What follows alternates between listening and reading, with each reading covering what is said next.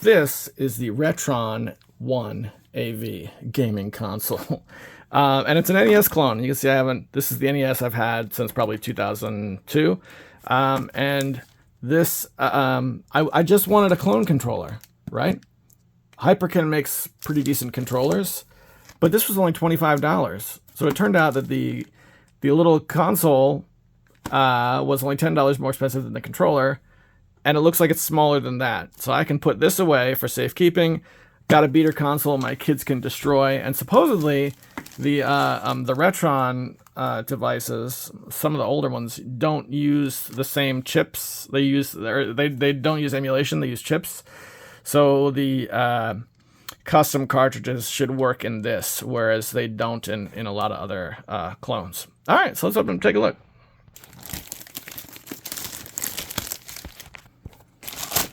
Okay. We're taped shut here. Okay. Here we go. Let's take a look at the footprint here. It's a little guy,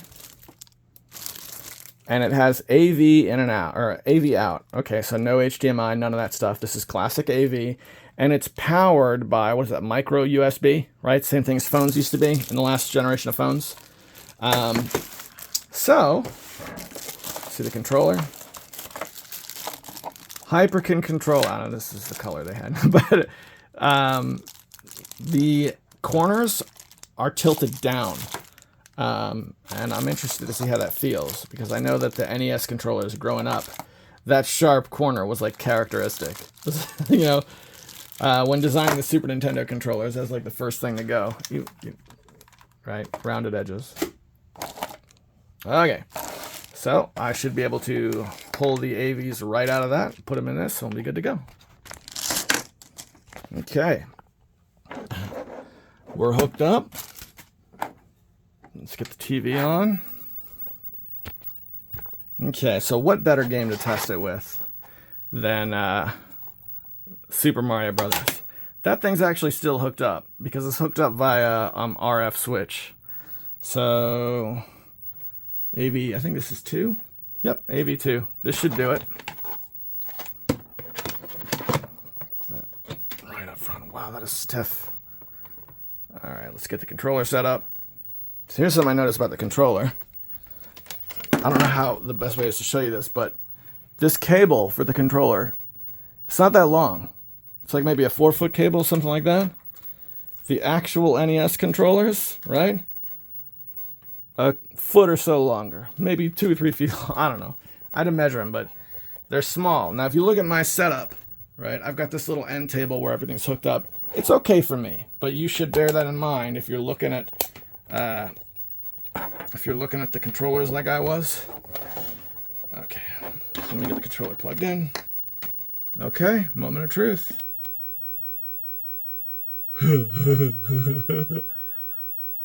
I haven't run this game in a while. I should have cleaned it out. Hang on. All right, let's try that again. Nothing? Well, that ain't good. Well, here's an idea. If I'm getting nothing with this, and I happen to have the NES, the authentic NES here, let's just put that in the authentic NES. We need to switch this baby over to channel 3. I'm not getting power. Why am I not getting power? I forgot the NES power cable has that enormous power brick. It gets in the way of things. All right, let's try this again. Ugh. It works on the authentic hardware. I'm even using the reproduction controller. Let's see how the controller feels.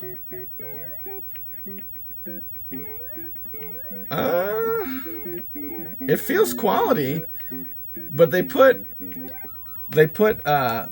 like bump outs on the back, which I guess feel pretty good, but not like an NES controller. Maybe they were trying to fix some of the design issues with the original system. All right, let's try this one more time.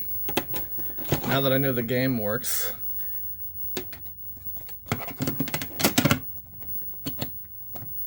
Let's put the controller back in their slot. Oh, that's right. I took the power cable out to make room. You don't want to leave everything plugged in all the time. Not a good idea.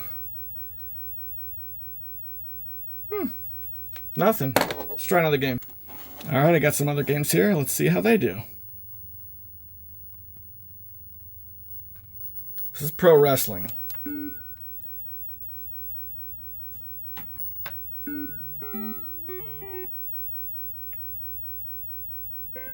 It's functioning. This is more what I was hoping for, you know. Sounds good. I'm playing on an old CRT. Yeah, so it looks good. Just because it looks how it's supposed to, which is not hard. Let's try another one. This is Dragon Spirit, which I actually did get for $2, although that was many years ago. Look at that. This is my favorite version of Dragon Spirit as well.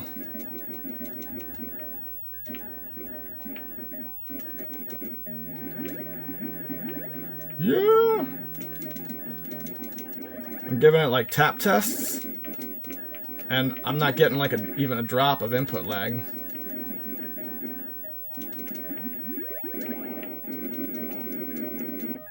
So that works. Mario Brothers Arcade.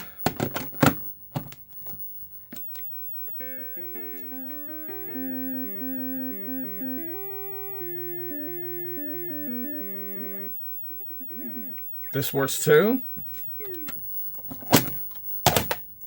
Finally, Metal Gear.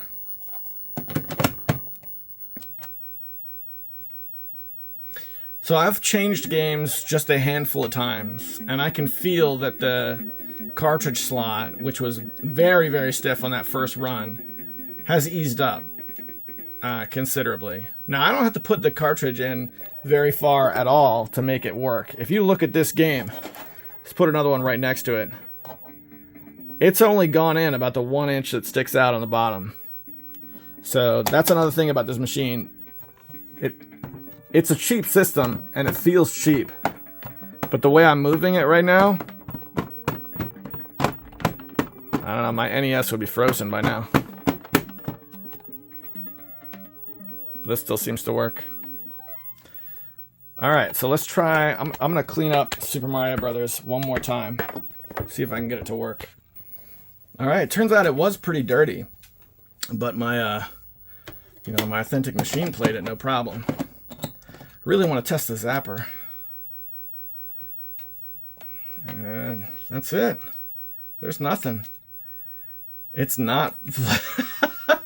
So it seems to work okay, as long as you're not playing anything super rare, like, say, Super Mario Brothers and Duck Hunt.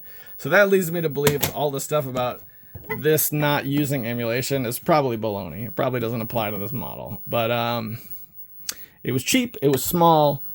All I really needed was the controller, and the controller feels really good, even though the shape of it is kind of hokey. Yeah, and that is the Hyperkin Retron 1 AV. They do make a good controller. I have to admit, their controllers feel good.